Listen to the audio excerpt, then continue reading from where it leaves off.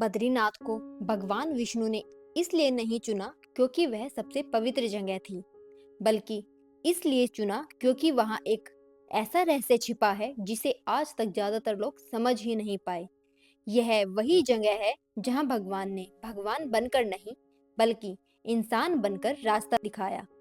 और अगर आप इस बात को समझ गए, तो बद्रीनाथ सिर्फ एक तीर्थ नहीं रहेगा, वो आपकी जिंदगी के कई सवालों का जवाब बन जाएगा। अक्सर हमारे मन में एक सवाल उठता है, अगर भगवान हर जगह है, तो फिर उन्होंने एक ही जगह क्यों चुनी? कोई राजमहल, कोई हरा भरा वन, कोई ऐसी जगह क्यों नहीं चुनी जहाँ सुख हो, सुविधा हो?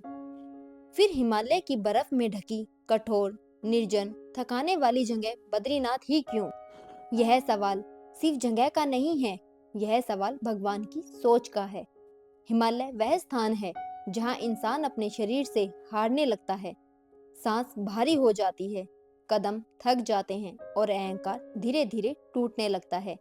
यही कारण है कि हिमालय को कहा जाता है जहाँ इंसान टूटता है और आत्मा बनती है।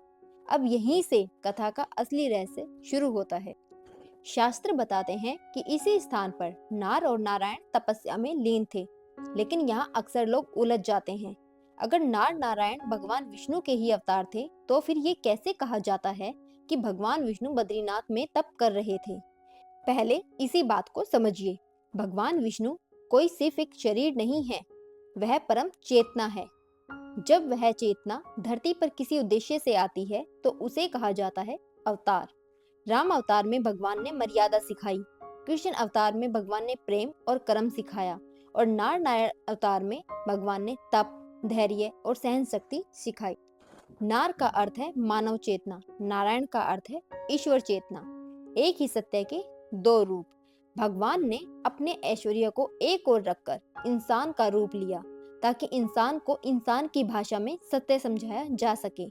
नार नारायण ने बद्रीनाथ में तप किया। यह तप किसी वरदान के लिए नहीं था, यह तप पूरी मानवता के लिए था। इसलिए शास्त्र कहते हैं भगवान विष्णु बद्रीनाथ में तप कर रहे थे, क्योंकि अवतार का कर्म भगवान का ही कर्म माना जाता है। अब सोचिए, भगवान को तप की जरूरत नहीं थी, फिर भी उन्होंने तप किया। क्यों? क्योंकि भगवान समस्या हटाने नहीं आए थे, भगवान इंसान को मजबूत बनाने आए थे। यहीं से कथा का सबसे भावुक भाग आता है। नार नारायण तप में लीन थे। चारों ओर बर्फ, तेज हवाएं, लंबा मौन, यह सब देख रही थी माता लक्ष्मी। माता लक्ष्मी सुख और समृद्धि की देवी है, लेकिन यहाँ उन्होंने सुख नहीं चुना, उन्होंने कोई शिकायत नहीं की, उन्होंने कोई प्रश्न भी नहीं किया। उन्होंने बद्री वृक्ष का रूप ले लिया और भगवान को बर्फीली हवाओं से ढक लिया। जहाँ प्रेम त्याग बन जाए, वही स्थान धाम बन जाता है। इसीलिए उस स्थान को कहा गया बद्रीनाथ, यानी बद्री के नाथ। ध्यान दीजिए, पहले तप हुआ, त्याग हुआ, फिर वह स्थान धाम बना। इसलिए बद्रीनाथ आज भी आसान नहीं है, वहां पहुंचना कठिन है, रास्ता कठिन है, मौसम भी कठिन है। क्योंकि अगर रास्ता आसान होता तो इंसान अहंकार के साथ पहुंचता, लेकिन कठिन रास्ता घमंड को रास्ते में ही छोड़ देता है। अब जरा अपने जीवन से जोड़िए। हम भगवान को अक्सर तब याद करते हैं जब जीवन कठिन हो जाता है, जब रास्ते लंबे लगते हैं, जब कोई जवाब नहीं मिलता, जब मौन छा जाता है। और ठीक उसी समय भगवान कहते हैं, अब तुम बद्रीनाथ के रास्ते पर हो। बद्रीनाथ कोई चमत्कार नहीं करता, वह इंसान को बदल देता है। वहां बहती है अलकनंदा, वह शिव नदी नहीं है, वह सिखाती है बहना, छोड़ना, हल्का होना। जो रुक गया वह भारी हो गया, जो बहता रहा वह मुक्त हो गया। इसलिए कहा जाता है बद्रीनाथ में सिर्फ शरीर नहीं झुकता, आत्मा भी झुकती है। अब वह रहस्य सुनिए जिसके लिए यह पूरी गाथा है।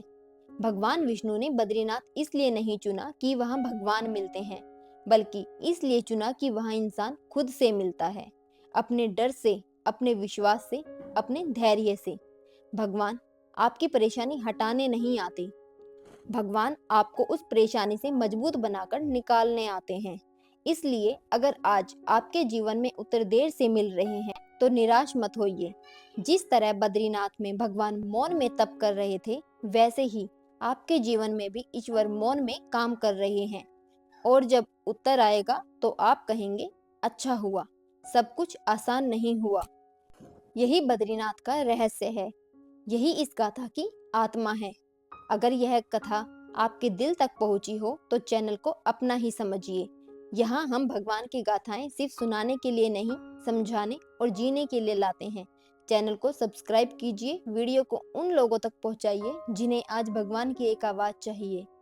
जय बद्रीनाथ, जय विष्णु।